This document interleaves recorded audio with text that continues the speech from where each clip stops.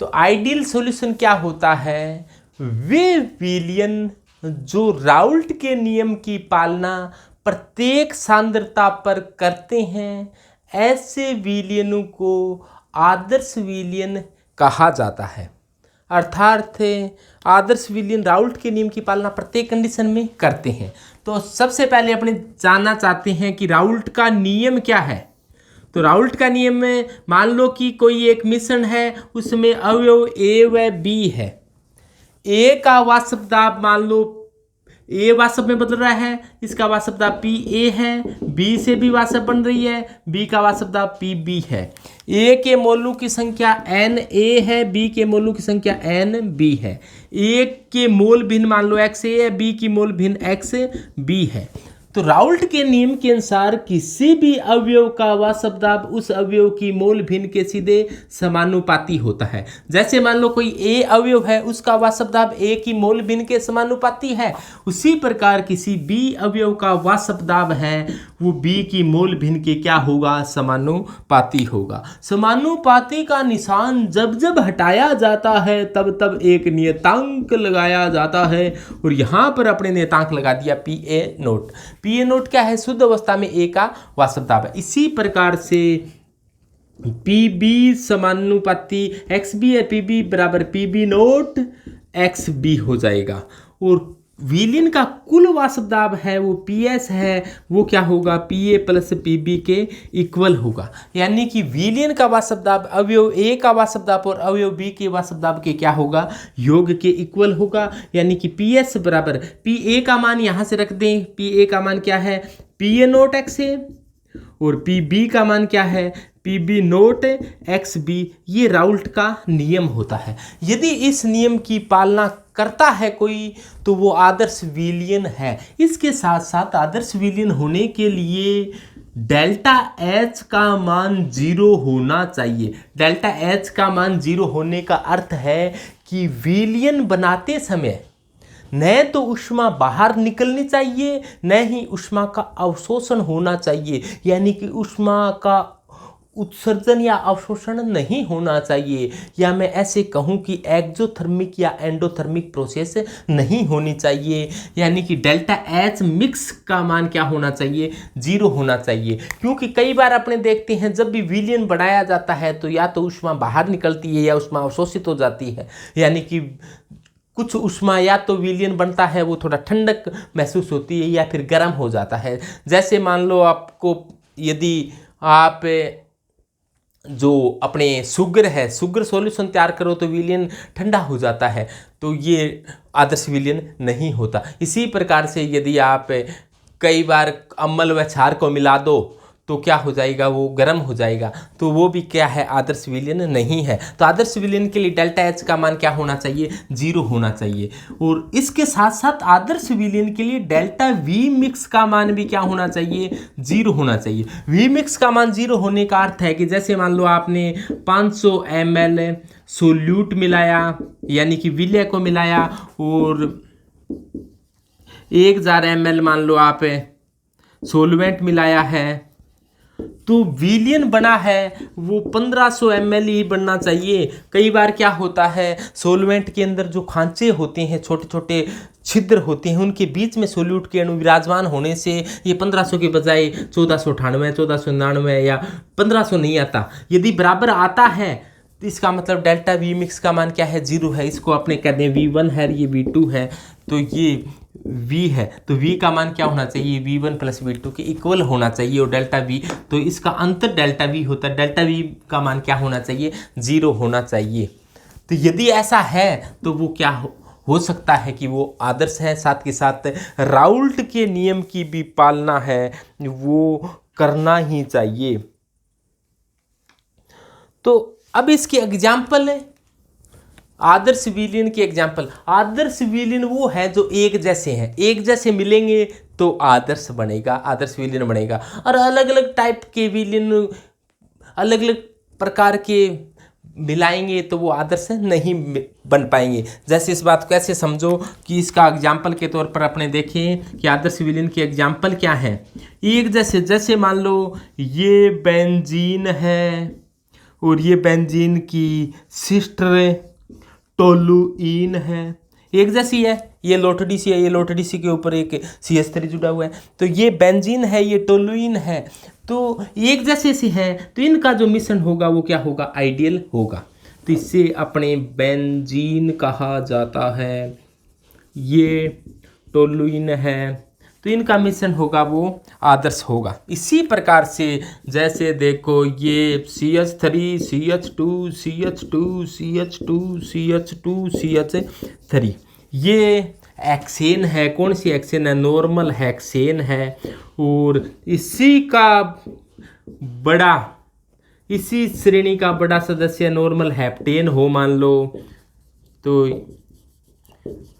तो देखो ये भी दोनों बहन बहन सी लग रही है ना। तो ये नॉर्मल हेक्सेन है, ये नॉर्मल हेप्टेन है। तो इनका मिश्रण भी क्या होगा, आदर्श होगा। यानी कि आदर्श जो विलयन होते हैं वो लगभग एक जैसे से आपको दिखाई देंगे, दृष्टिगोचर होंगे। जैसे मान लो कि CH3 CH2 CH2 Br है एक, और एक CH3 CH2 Cl है। तो इनका जो मिश्रण होगा वो भी क्या होगा, आइडियल मिश्रण होगा। यानी कि एक जैसे मिलते हैं तो वो क्या होते हैं, आदर्श होते हैं।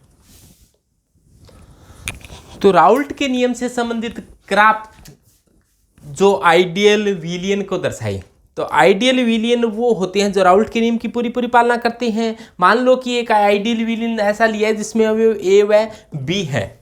तो मान लो कि पहले केवल अवयव A है, उसकी मोल भिन्न क्या है, 0 है मिश्रण में। और इधर जाने पर अवयव A की मोल भिन्न क्या हो जाती है, 0 हो जाती है। और अपने जानते हैं PA है वो समानुपाती XA होता है, PA बराबर PA नोट XA होता है। तो यहाँ पर PA बराबर XA का मान 0 है, यानी कि XA की मोल भिन्न 0, A की मोल भिन्न क्या है, 0 है। A का मोल फ्रैक्शन 0 है, इसका मतलब अवयव A है ही नहीं, अवयव A ही नहीं है। तो यहाँ पर ये आएगा PA समानुपाती XA, PA बराबर PA नोट XA। XA का मान क्या है, 0 है। तो PA का मान क्या है, यहाँ पर PA का मान क्या है, यहाँ पर 0 है। इधर जाने पर देखो XA का मान 1 हो गया है, XA का मान 1 हो गया है। तो PA किसके बराबर हो गया है, PA नोट के बराबर हो गया है। और PA नोट का मान लो कि इतना है, PA नोट। तो PA नोट का मान इतना है, तो XA का मान PA नोट के बराबर हो गया है। तो इस प्रकार से अपने खींच कर देखिए, तो PA नोट का मान यहाँ तक आ गया है। तो यहाँ पर जो XA का मान 1 हो जाता है, तो वाष्प दाब क्या हो जाता है, PA नोट के बराबर हो जाता है। अब देखो इधर से इधर जाने पर वाष्प दाब क्या हो, यहाँ पर PA का मान 0 था और यहाँ पर PA का मान PA नोट के बराबर आ गया है। PA का मान किसके बराबर आ गया, PA नोट के बराबर आ। यानी कि इधर से इधर जाने पर PA के मान में क्या हुई है, लगातार वृद्धि हुई है। इधर से इधर जाने पर PA के मान में लगातार वृद्धि हुई है। तो ये किसको बताती है, ये बताती है कि PA समानुपाती किसकी है, XA की है। और PA बराबर किसकी है, PA नोट XA की है। और यहाँ पर क्या था, XB का मान 1 था, XB का मान 1 था। तो XB के कारण जो भी वाष्प दाब था XB, PB बराबर क्या है, PB नोट XB। XB का मान 1 हो तो PB का मान कितना है, PB नोट। तो यहाँ पर जो वाष्प दाब था वो किसके बराबर था, PB नोट के बराबर था। क्योंकि अपने जानते हैं PB बराबर क्या है, PB नोट XB। XB का मान 1 है, तो यहाँ पर क्या है, PB का मान किसके बराबर है, PB नोट के बराबर है। लेकिन जैसे जैसे इधर जाएंगे वैसे वैसे यहाँ पर PB का मान क्या, XB का मान 0 हो गया है। XB का मान 0 होते ही PB का मान क्या हो जाएगा, 0। तो यहाँ पर PB का कोई मान नहीं है। तो ग्राफ कैसे आ रहा है, ये ऐसे आ रहा है कि इधर से इधर जाने पर PB का मान क्या हो रहा है, 0 हो रहा है। यहाँ पर PB नोट से PB नोट से PB का मान 0 हो गया है। यानी कि PB बराबर क्या है, PB नोट XB है। तो ये तो B अवयव का ग्राफ है और ये ए अवयव का वह शब्दार्थ दर्शाते है वो ये है। और इधर जैसे मान लो बीच बिचाले पर आपने देखें तो एक्स ए का मान क्या है 0.5 और एक्स बी का मान क्या है 0.5। तब अपने एक्स ए का भी कुछ हुआ शब्दार्थ है, सॉरी ए अवयव का भी कुछ हुआ शब्दार्थ है और बी अवयव का भी कुछ हुआ शब्दार्थ है। ये लाइन बी ए अवयव की बता रही है, ये लाइन बी अवयव की बता रही है। तो एक्स पी बी बराबर P B naught X B और पी ए बराबर P A naught X A को बता रही है। तो इन दोनों का जोड़ है वो बता रही है P S. P S total विलियन का वह शब्दार्थ क्या होगा P A plus P B और पी एस पी ए की जगह क्या लिख सकते हैं अपने P A naught X A और पी बी की जगह क्या लिख सकते हैं P B naught X B लिख सकते हैं। तो यदि ऐसा ग्राफ आता है तो वो आदर्श है और ऐसा नहीं आता है तो वो क्या होता है अनादर्श विलियन होता है। तो आदर्श विलियन होते हैं वो राउल्ट के नियम की पालना पूरी करते हैं। राउल्ट का नियम क्या है पी ए समानुपाती एक्स ए, पी ए बराबर P A naught X A, P B समानुपाती पी बी समानुपाती एक्स बी, पी बी बराबर P B naught X B और पी एस बराबर क्या है P A plus P B, P S बराबर क्या है P A naught X A plus P B naught X B. तो इस प्रकार से जो राउल्ट के नियम की पालना पूरी करते हैं उनको आदर्श विलीन कहा जाता है। साथ में डेल्टा एच मिक्स का मान 0 होना चाहिए, डेल्टा वी मिक्स का मान 0 होना चाहिए। राउल्ट के नियम की पालना करना चाहिए। यदि राउल्ट के नियम की पालना नहीं करता है तो उसको आदर्श न कहकर नॉन आइडियल कहें। आदर्श विलीन का कोई एग्जाम्पल आपको कुछ एग्जाम्पल बता दिए थे। इसके अलावा यदि बेंजीन वलय पर क्लोरोबेंजीन और ब्रोमोबेंजीन को मिला दिया जाए तो ये भी क्या होगा एक आदर्श विलीन हो गया। यानी कि बता दिया गया है कि एक जैसे हो उसको क्या कहेंगे आदर्श कहेंगे, उनको मिला दिया जाए आदर्श विलीन एक जैसे। और यदि अपने अगला बात करते हैं नॉन आइडियल यानी कि अनादर्श विलीन। नॉन आइडियल विलीन कौन से होते हैं वे विलीन जो राउल्ट के नियम की पालना प्रत्येक सांद्रता पर नहीं करते, उनको नॉन आइडियल कहेंगे। यानी कि उनको जब मिलाते हैं या तो उसमें उत्सर्जित हो जाती है या उसमें अवशोषित हो जाती है। डेल्टा एच मिक्स का मान 0 नहीं होता, डेल्टा वी मिक्स का मान भी 0 नहीं होता, आयतन कम ज़्यादा हो जाता है। राउल्ट के नियम की पालना नहीं करते यानी कि उनमें पी ए समानुपाती एक्स से नहीं होता, पी ए बराबर पी ए नोट एक्स से नहीं होता, पी बी समानुपाती एक्स भी नहीं होता, पी बी बराबर पी बी नोट एक्स भी नहीं होता। यदि जो राउल्ट के नियम में जो होता था वैसा नहीं होता और वो इधर डेल्टा एच मिक्स का मान भी 0 नहीं होता, यानी कि मिश्रण बनाते हैं तो या तो ऊर्जा उत्सर्जित हो जाए या ऊर्जा अवशोषित हो जाए तो वो आदर्श विलीन नहीं होते। ऐसे विलीनों को फिर कहा जाता है अनादर्श विलीन। अनादर्श विलीन भी दो प्रकार के होते हैं, यानी कि अपने ऐसे कहते हैं कि नॉन आइडियल सॉल्यूशन है, वो भी 2 टाइप के होते हैं। एक होता है पॉजिटिव डेविएशन दिखाने वाले यानी कि धनात्मक विचलन दर्शाने वाले, एक होता है नेगेटिव डेविएशन दर्शाने वाले ऋणात्मक विचलन दर्शाने वाले। जैसे मान लो एक विद्यार्थी है जो पेपर देकर आया, पेपर के हिसाब से उसने सोचा कि मेरे 80% अंक आ जाएंगे। यदि उसकी आगे पेपर का रिजल्ट आया तो उसके मार्क्स आए 90% आए तो वो कहेगा कि कैसा विचलन हुआ है धनात्मक विचलन हुआ है, पॉजिटिव। किसी के 80 आने चाहिए थे और उसके 50% आ गए, 60 आ गए, 70 आ गए, यानी कम आ गए तो वो कहेगा कि कैसा डेविएशन हो गया, नेगेटिव डेविएशन हो गया, ऋणात्मक विचलन हो गया। तो विचलन 2 प्रकार के होते हैं, या तो धनात्मक विचलन होते हैं या फिर ऋणात्मक विचलन होते हैं। सबसे पहले अपने बात करते हैं धनात्मक विचलन क्या होता है। धनात्मक विचलन में ऐसा होता है कि जो मान आना चाहिए उससे भी ज़्यादा आ जाए, जैसे मान लो पी ए समानुपाती एक्स ए है, वो समानुपाती नहीं होता लेकिन ये मान ज़्यादा आता है, पी ए का मान ज़्यादा आ जाए, पी बी का मान ज़्यादा आ जाए, ये मान ज़्यादा आ जाए तो ऐसे डेविएशन को क्या कहेंगे पॉजिटिव डेविएशन कहेंगे। ये मान ज़्यादा आ रही हैं, देखो ये मान ज़्यादा आ रही है, यानी कि ग्राफ ऐसा नहीं होता तो इसको डॉटेड लाइन से बनाओ, ऐसा तो होना चाहिए, ऐसा हो नहीं रहा है तो इसको डॉटेड लाइन से बना दिया है। वास्तव में जो आना चाहिए उससे भी मान ज़्यादा आया तो इस प्रकार के डेविएशन को, तो ये आना चाहिए उससे ज़्यादा आया, इस प्रकार से ग्राफ प्राप्त होता है। यानी कि ऊपर की ओर झूलता हुआ ग्राफ प्राप्त होता है, तो इस प्रकार के डेविएशन को धनात्मक डेविएशन कहते हैं। जैसे अपने कई बार ऐसा ग्राफ आ गया, जैसे अपने कई बार ब्याह शादी के अंदर कोई कपड़ा वगैरह अपने करते हैं ना, तेज हवा आ जाती है तो वो कपड़ा ऊंचा हो जाता है, तो इसी प्रकार का क्या हुआ है, डेविएशन हो गया है, और इस प्रकार के डेविएशन को धनात्मक डेविएशन कहा जाता है। धनात्मक डेविएशन के एग्जाम्पल, तो धनात्मक विचलन दर्शाने वालों के एग्जाम्पल एसीटोन और एथिल एसीटोन और बेंजीन, एथिल एल्कोहल व H2O, एसीटोन CH2। ये क्या करते हैं, पहले जो आकर्षण बल लग रहा था दो मॉलिक्यूल्स के बीच में, वो पहले की तुलना में क्या हो जाता है, कम हो जाता है। जैसे अपने बात करें हैं एसीटोन की, एसीटोन ऐसा होता है CH3 C डबल बंद O CH3।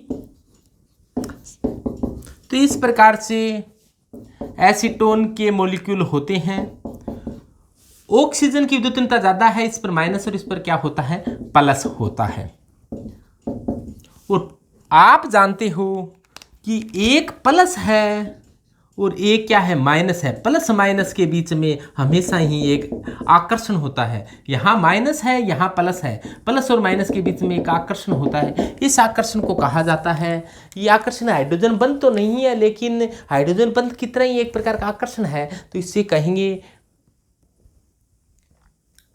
इंटरमोलिक्यूलर अट्रैक्शन, अंतर आणविक आकर्षण। तो ये आकर्षण है, लेकिन इसके बीच में मान लो CH2 आ गया।